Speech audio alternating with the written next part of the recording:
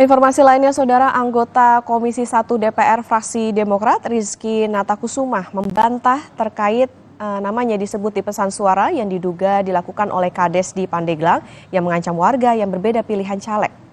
Masukkan partai yang menyamai. Menyikapi hal tersebut, anggota Komisi 1 DPR RI fraksi Demokrat Rizky Natakusumah menyerahkan sepenuhnya kepada Bawaslu Kabupaten Pandeglang sebagai penegak hukum dalam pemilu. Sementara itu, tim lapangan Bawaslu Kabupaten Pandeglang menyelidiki temuan pesan suara tersebut. Bawaslu Pandeglang akan memanggil 3 orang saksi dan Kepala Desa Karangsari. Soal itu? Ya, pokoknya kita percayakan kepada Panwas. Saya nggak akan seperti itu ya.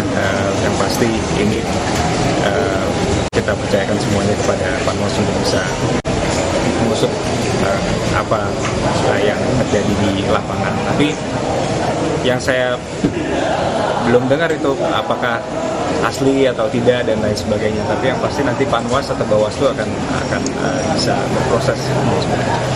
Partai yang menyamai daripada Rizky sama Iing, kami harap catat namanya.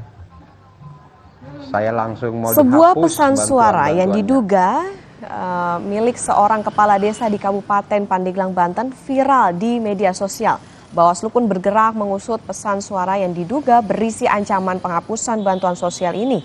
Rekaman suara memuat imbauan kepada RT dan RW agar mencatat nama warga yang tidak mengikuti arahan mendukung parpol dan caleg tertentu. Oknum kepala desa juga mengancam akan menghapus bantuan kepada warga yang tidak mematuhi imbauan tersebut. Daripada Rizky sama Iing, kami harap catat namanya. Saya langsung mau dihapus bantuan-bantuannya. Informasi lainnya usai jeda di Sapa Indonesia Akhir Pekan, Saudara. Setelah gencatan senjata hari kedua, truk bantuan kemanusiaan dan bahan bakar yang menyeberang ke Gaza semakin banyak berdatangan.